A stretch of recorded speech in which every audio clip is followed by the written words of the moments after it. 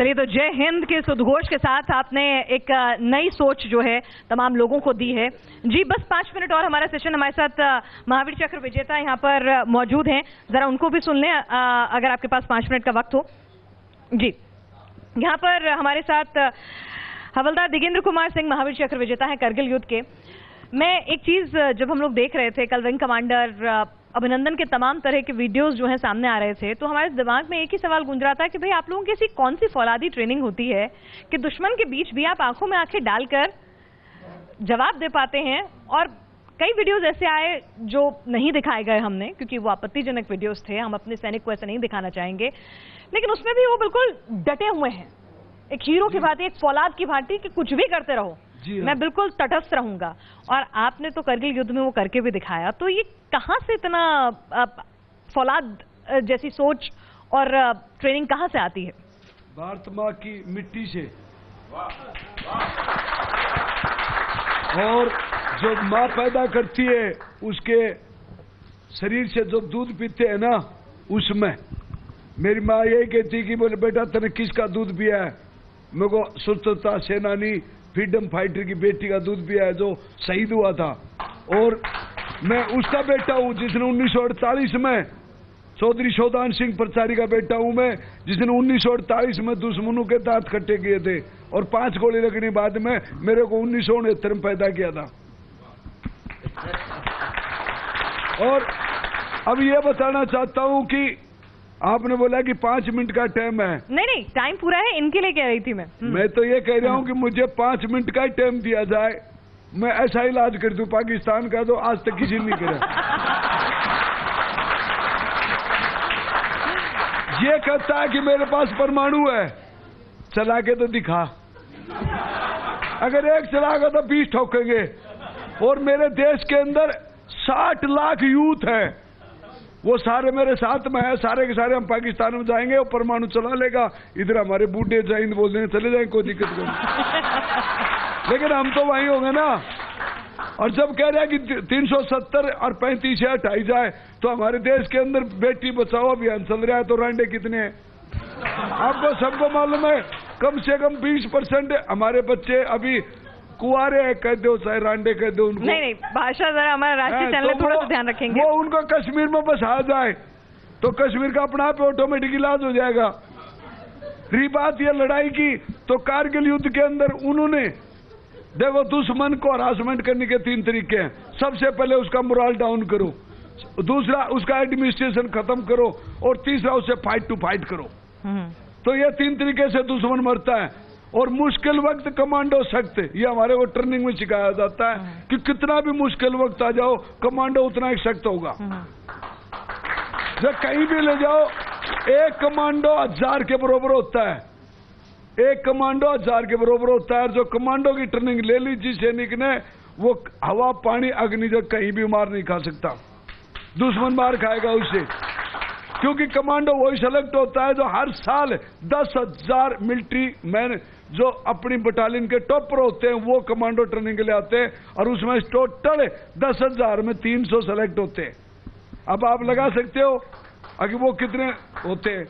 और best commando of the Indian army रहा हूं मैं 99 का। पूरी हिंदुस्तान आर्मी के अंदर बेस्ट कमांडो की मुझे अवार्ड दिया गया था। और कारगिल युद्ध हुआ उस टाइम पे जनरल मलिक ने ऐसे ही बैठे हुए थे, तो मैं पीछे बैठे हुआ था। अभी तो थोड़ी देर पहले जनरल साहब बख्शी साहब थे, उन्होंने उनके साथ भी मैंने लड़ाई लड़ी है श्रीलंका में।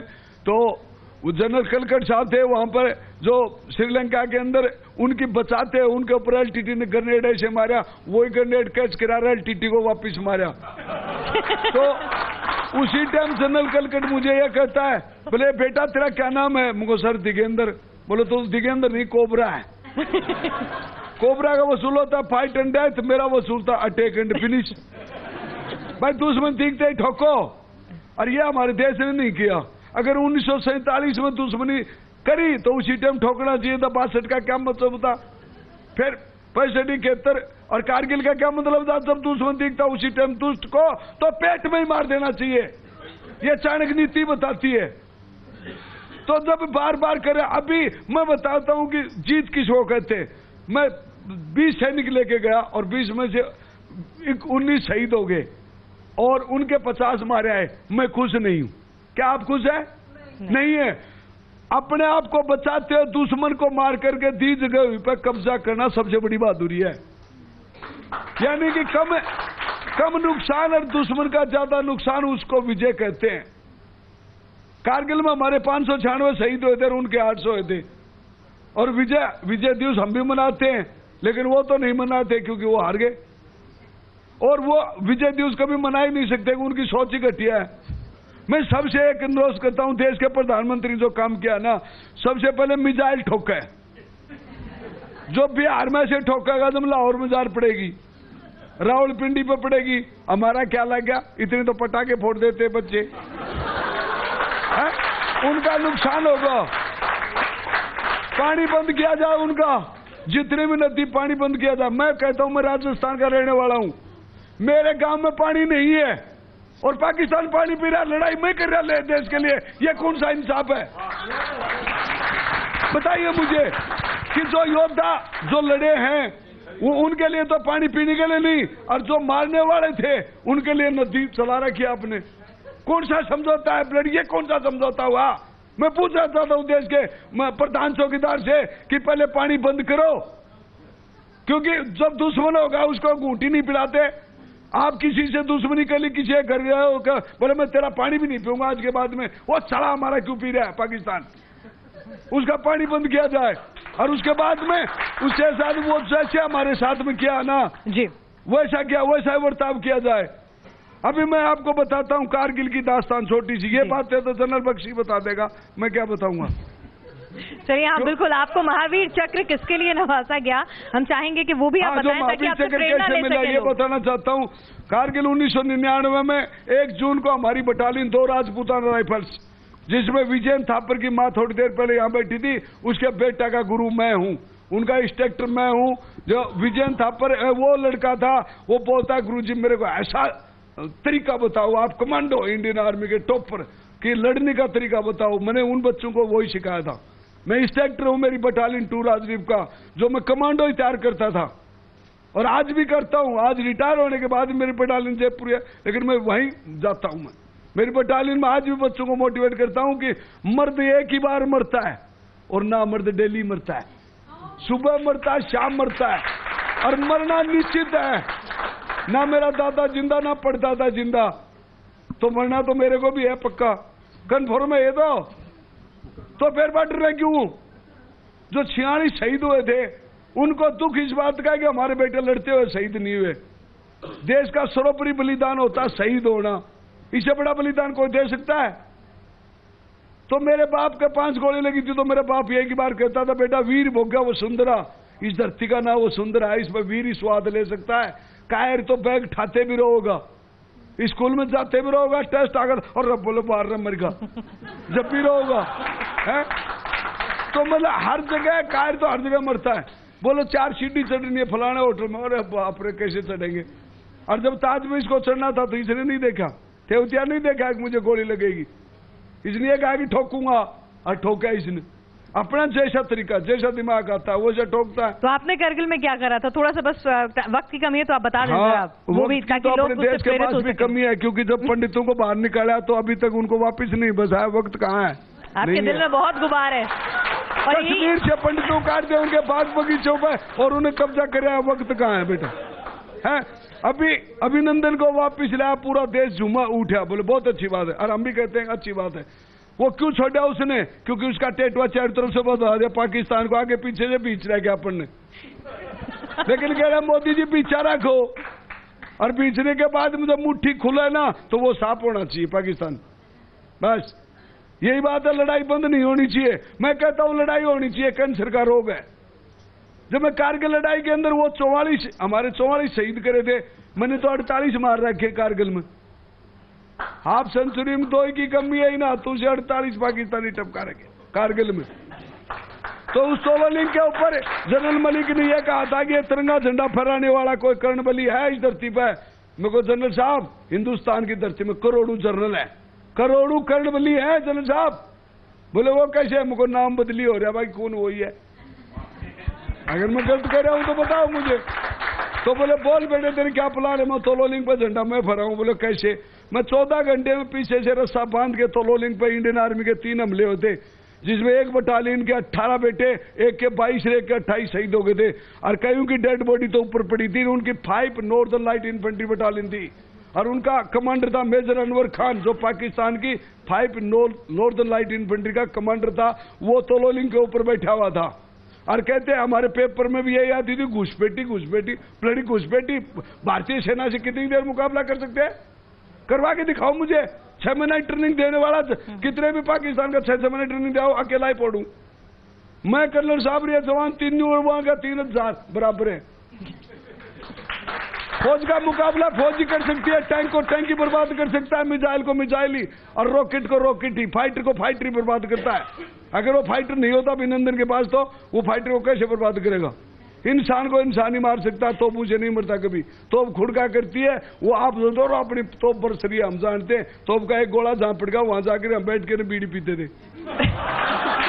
मारे जाओ, कितने मारोगे? तो लड़ाई का अभ्यास होना चाहिए। दूसरा बात यह कहता हूँ, सोलोलिंग पे 14 घंटे मेरा साथ बांध के मेरे साथ में 9 साथी लेकर के, मानता हूँ बेटा तेरी मजबूरी मैं बता भी दिया था, लेकिन मैं ये बताना चाहता हूँ कि तोलोलिंग के ऊपर जब मैं जाने लगा तो मेरा कर्नल रविंद्रनाथ जो बटालियन कमांडर था, वो बोलता है कोबरा मेरे बेटे बोल क्या करना है? मुझे साहब सुबह तोलोलिंग के ऊपर मिलेंगे। बोलो जनरल साहब से बात करें एक बार।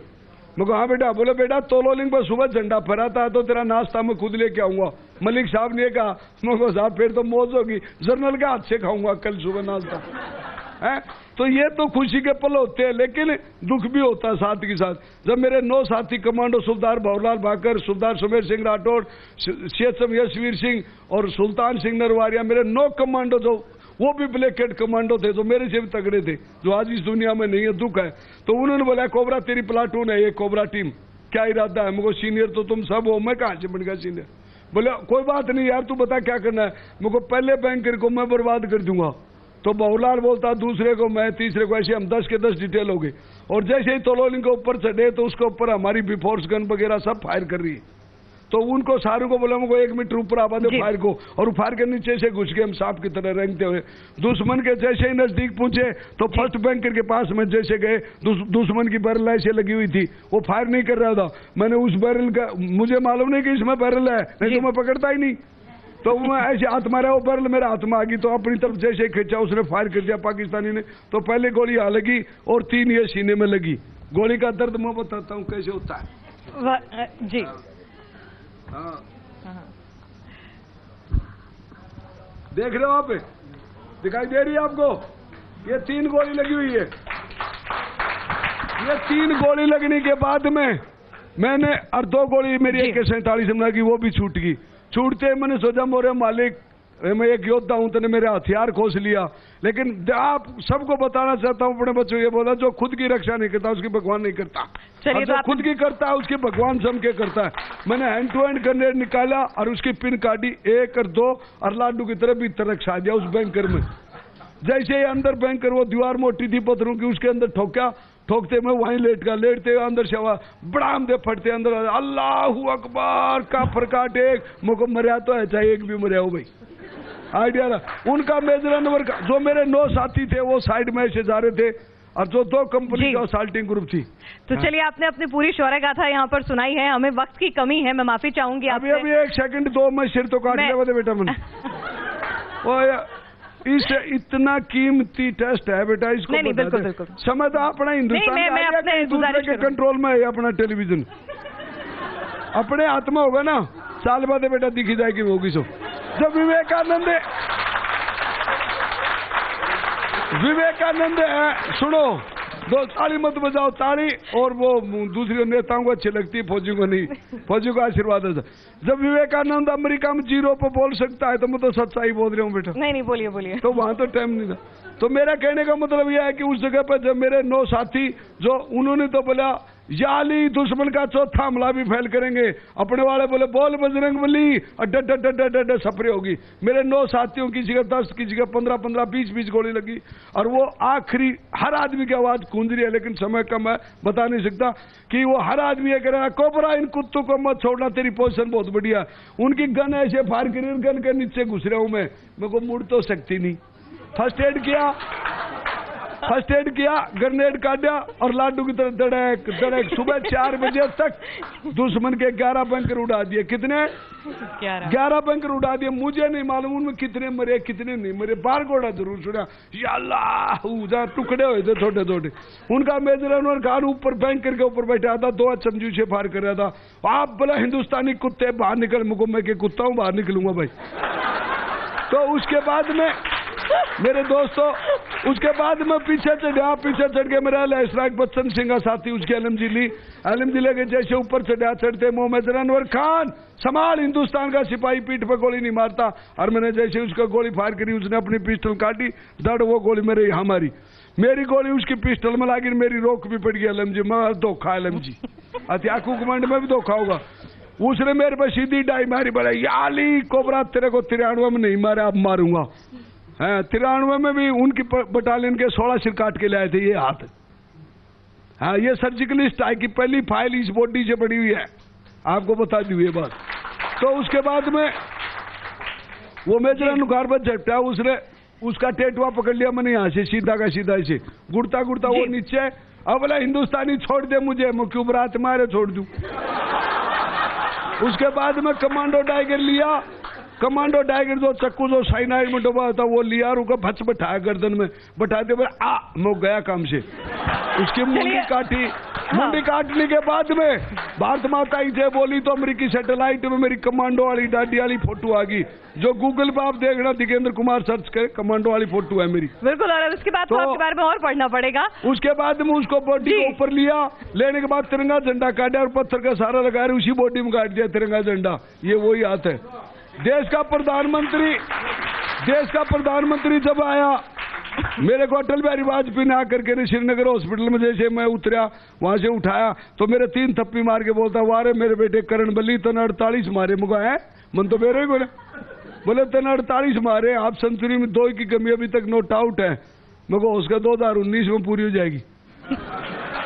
तो मैं ये कहना चाहता हूँ कि हाँ, सेंचुरी बनाएगा, ये गारंटी है, आपका आशीर्वाद दिया। देखो हमारे बच्चे कितने टैलेंट होते हैं। मैं अब आपसे माफी चाहूंगी क्योंकि वहां से मेरे दफ्तर से लगातार मुझे कॉल आ रहा है कि अब मेरे कान में आवाज आ रही है। हाँ। यहाँ पर आपकी सर्जिकल स्ट्राइक तो रुकेगी नहीं, लेकिन मेरे को यहाँ पर थोड़ी देर के लिए सेशन को रोकना होगा। बेटा मैं तो यही कहना चाहता हूँ, तू टेंशन मत ले। नहीं, मुझे लेनी पड़ेगी, मैं फौजी नहीं हूँ। टेंशन को पाकिस्तान को लेने दे। चलो मैं टेंशन नहीं लेती, छोटा सा ब्रेक ले लेती हूँ। थोड़ी देर के लिए रुकते हैं और हमारे इस सेशन से यकीनन जोश आया है हम सब में, और जो बेबाकी से आपने बातें कही वो सुनी है, यकीनन हमारे लिए प्रेरणा का स्रोत बनेंगी। चलो आज आप लोगों ने इतना समय देना, फौजियों ने कौन टेलीविजन पे बुलाव है। चलो शुक्रिया आपका, फौजियों को बुलाने लगे। शुक्रिया। बहुत अच्छी बात आपने हमारे को बुलाया, बहुत बहुत धन्यवाद सबको। जय हिंद, वंदे मातरम। जय